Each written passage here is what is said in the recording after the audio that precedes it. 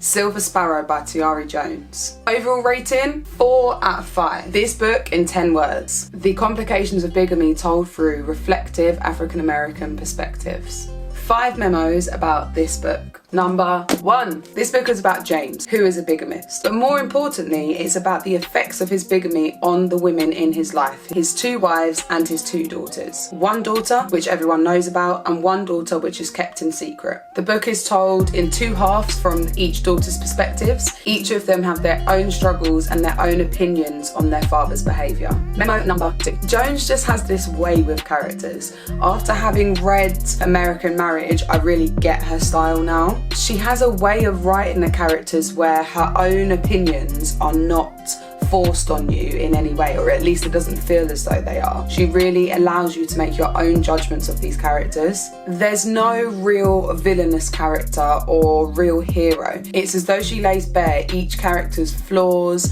faults and shortcomings and allows the reader to make their own decisions based upon that character's actions. So she just has a way with characters which she exemplifies in this book even further. Point number 3. In the same breath as what I was saying in the last point, the events within this book are very much like the characters. There's no direct action or deep mystery or massive sense of anticipation. Yes, you are worried about the fact that one person's going to find out about his infidelity, but there's no, like crippling storylines really. It might leave you feeling a little bit unfulfilled if you're looking for like an action-filled book. It kind of resolves itself in the way that like real life does. So I really like that because I think it is very, very real, but some people may not like that about it. Point number 4.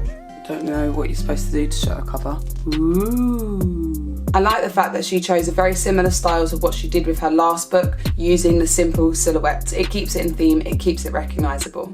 Point number 5. This book looks at colorism within the black community. The book is set a few years back, so I found it really interesting in the discussion of Raleigh. He has the privilege of being white passing in some circumstances, but at the same time, he was mostly ostracised for the darker skinned women in this book and by most of the community as well. There's lots I could say on colorism, but I just thought I'd bring up that it was interesting how this book explores it from a different perspective. My favourite line in this book.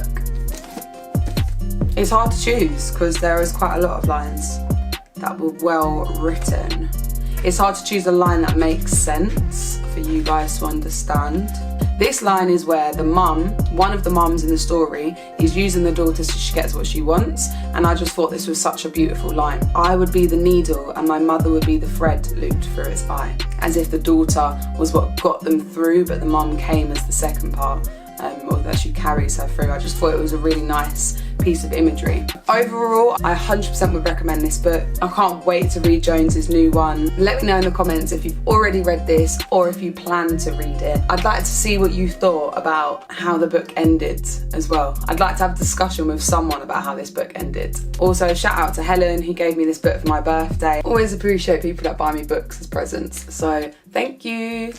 You are a summer